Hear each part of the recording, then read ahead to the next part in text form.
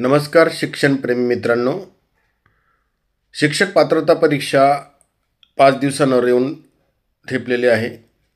तर आपल्याला 5 दिवसांच्या तयारीचा प्लॅन मी आज देणार आहे. आपण 5 दिवस जर आपण तयारी करायची असेल तर आतापर्यंत आपण केलेल्या अभ्यासाचं रिव्हिजन, त्या रिव्हिजनमध्ये आपण रोज कशा पद्धतीने अभ्यास करायचा या संदर्भात मी आपल्याला सांगणार आहे.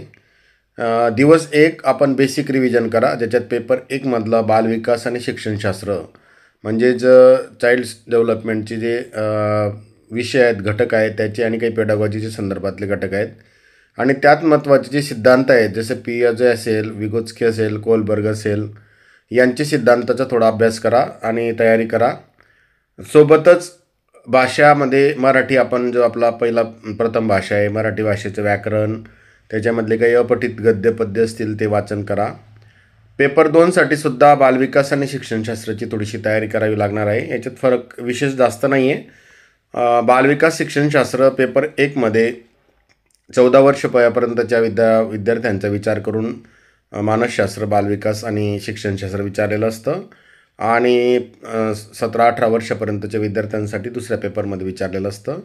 त्यामुळे हा अभ्यास दोघं पेपरांसाठी उपयुक्त आहे.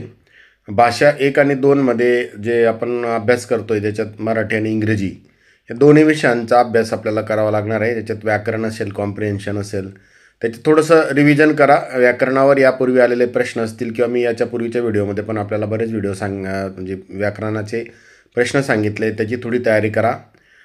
स्वतःला एक टास्क द्या, आव्हान द्या की मी रोज किमान 2 तास MCQ प्रश्न उत्तरे सराव करू शकतो का आणि एखादा तास नोट्स जे आपण काढलेले असतील ते रिव्हिजन करू शकतो का. तर किमान 3 ते 4 तास आपला अभ्यास होणं गरजेचं आहे. दुसरा दिवस की आपण विषयानुसार फोकस करा. जसं की पहिल्या दिवशी आपण बालविकास आणि याचा शिक्षणशास्त्राचा अभ्यास करा, दुसऱ्या दिवशी गणिताचा अभ्यास करा. तर गणितामधले महत्त्वाचे सूत्र असतील, सराव प्रश्न असतील, वेळेचे व्यवस्थापन असेल, हे महत्त्वाचं आहे.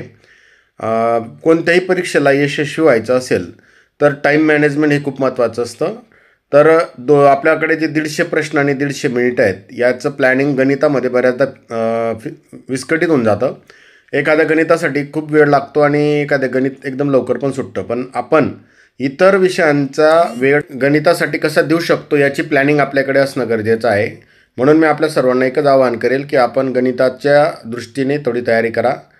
दुसऱ्या पेपरसाठी जो आपण विज्ञान गणित घेतला असेल तर त्यासाठी सुद्धा आपल्याला वेळ पुरायला पाहिजे. पण ज्यांचा समाजशास्त्र हा घटक असेल किंवा दुसऱ्या पेपरसाठी तर त्यांनी त्याचे महत्त्वाचे टॉपिक्सवर थोडंसं भर द्या. त्याच्यात मागील काही वर्षभरातल्या काही प्रश्नपत्रिका असेल 2013 पासूनच्या, त्यात रोज एक प्रश्नपत्रिका सोडवण्याचा प्रयत्न करा, जेणेकरून आपल्याला थोडा रिव्हिजन पण होईल. नंतर 3रा दिवस आपण पर्यावरण अभ्यास आणि त्याचं जे रिव्हिजन आहे त्याच्यासाठी आपण घेतला पाहिजे, ज्याच्यामध्ये पर्यावरण अभ्यासाच्या ज्या शालेय स्तरावरील संकल्पना आहेत, विशेषतः 3री ते 8वीच्या वर्गात जे पर्यावरण अभ्यास आहे त्या संदर्भातल्या संकल्पना, योजनांचा आपली थोडीशी रिव्हिजन करा. यासाठी निवडलेला जो विषय आपला असेल की सोबतच दुसऱ्या पेपरला आपण समाजशास्त्र असेल किंवा गणित विज्ञान असेल तर त्याचे महत्त्वाचे पण प्रश्न उत्तरे सोडवा. रोज आपल्याला किमान 2 तास MCQ प्रश्न आता सोडवायचे आहेत. फक्त 4 ते 5 दिवस बाकी आहेत. तर 5 दिवसाचं प्लॅनिंग मी देतो आहे आपल्याला की 1 तास आपण शॉर्ट नोट्स पण तयार करून वाचन करा. 4थ्या दिवशी आपल्याला मॉक टेस्ट आणि टाईम मॅनेजमेंटसाठी द्यावा लागेल की आता आपल्याला असा एखादा पेपर घ्यायचा आहे की यापूर्वी आपण तो सोडवलेला नाही आहे. तो मग TETचा असेल किंवा एखादा सराव पेपर असेल तर तो पेपर वेळ लावून सोडवा. आता टाईम मॅनेजमेंट हे खूप महत्त्वाचं स्किल आहे.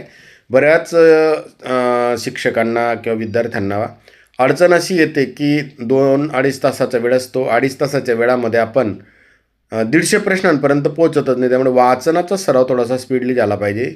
म्हणून मॉक टेस्ट द्या आणि वेळेचे व्यवस्थापन करा. आपला वेळ किती कमी पडतो आहे किंवा घाई होते का हे पण नियोजन वेळेचं तपासा.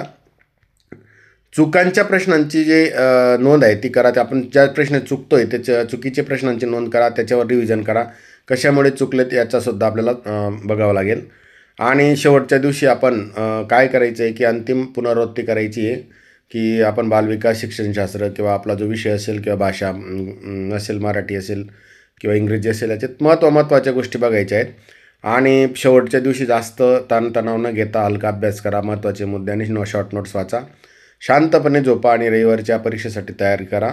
मी अजून आपल्याला काही सराव प्रश्न उत्तरे पुढच्या व्हिडिओमध्ये देणार आहे. परीक्षेपूर्वी 4 दिवस मी आपल्यासोबत आहे. आपल्या सर्वांना पुढील परीक्षेसाठी मनापासून शुभेच्छा. धन्यवाद.